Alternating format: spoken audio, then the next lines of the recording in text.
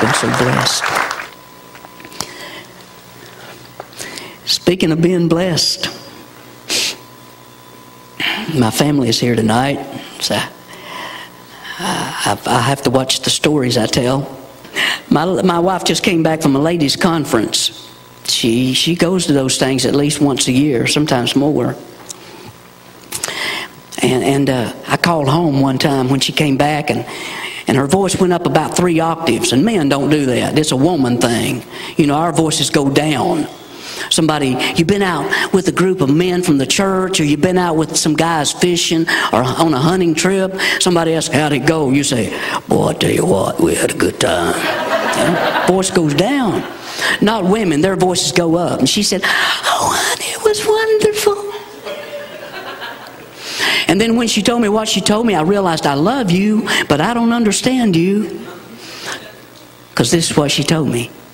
She said, oh, honey, we sat up till 3 o'clock in the morning just talking and crying. You did what? You sat up till 3 o'clock in the morning talking and crying? That was a good time? She said, oh, honey, it was wonderful. And I realized something. When women sit up till 3 o'clock in the morning talking and crying, they're having a good time. When men sit up till 3 o'clock in the morning talking and crying, they're drunk.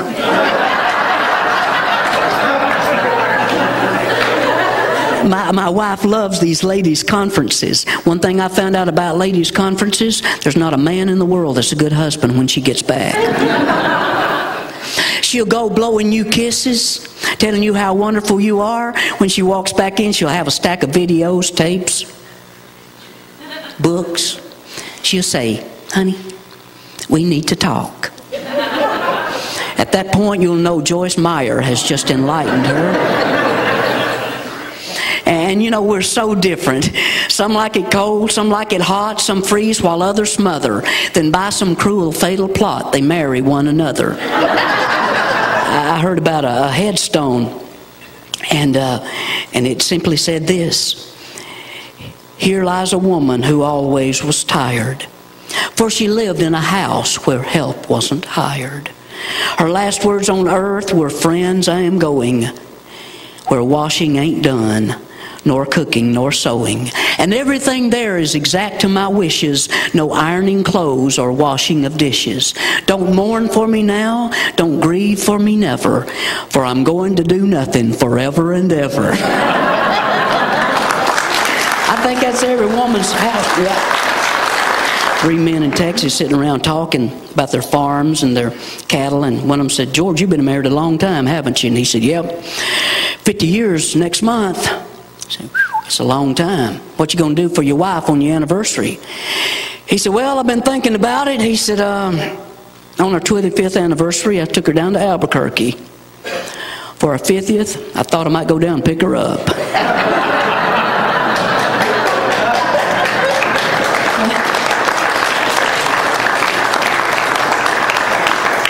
Man's kneeling in the cemetery and on his knees. He's just weeping, and another man walks through the cemetery, sees him there. The man's just sitting there by the grave, or standing there kneeling by the grave.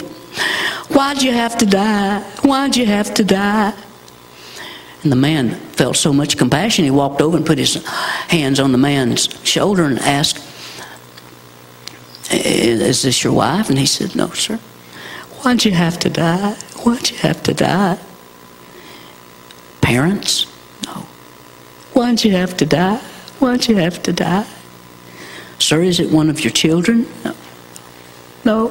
Why'd you have to die? Why'd you have to die? And the man said, sir, was this a close friend? He said, no, sir. He said, well, who was this that has caused this kind of pain in your life? And he said, why'd you have to die? Why'd you have to die? It's my wife's first husband.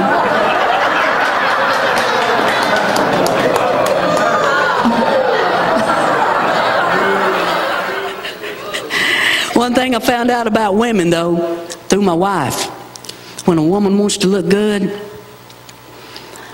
she'll go get a manicure, get her hair done, or she'll go shopping. Shopping fixes everything just about for a woman. Now when a man wants to look good, we buy a bass boat or a truck and sit in. That takes care of us. And speaking of shopping, we men don't like to shop. We go get it. And so we have a problem when we turn 40. We have to figure out, how can I gain 30 or 35 pounds and still wear the same clothes? You might hear a conversation like this between a husband and his wife. Honey, you're gaining a little weight, aren't you? Oh, I don't reckon. Still wearing the same pair of pants I wore 3 years ago. And he is. About 3 inches lower. We move that waistline down, and then we can't walk straight. We walk like this. When people see us coming, they don't know if we're going to turn right, left, or go right down the middle. I was sitting in a restaurant in Canada. A teenage boy walked by with a pair of pants with the seat down between his knees.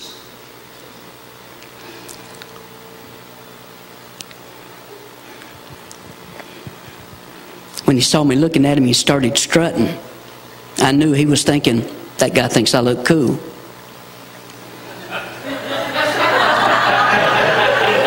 My first thought was, if his mama was going to hit him on the hiney, she wouldn't know where to aim for.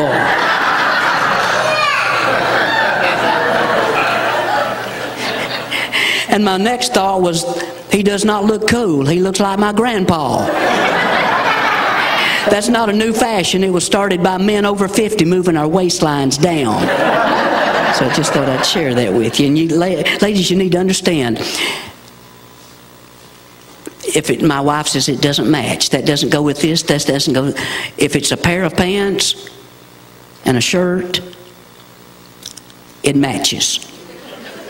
You put a pair of white socks with that, and you are ready to go. I see that hand go up there.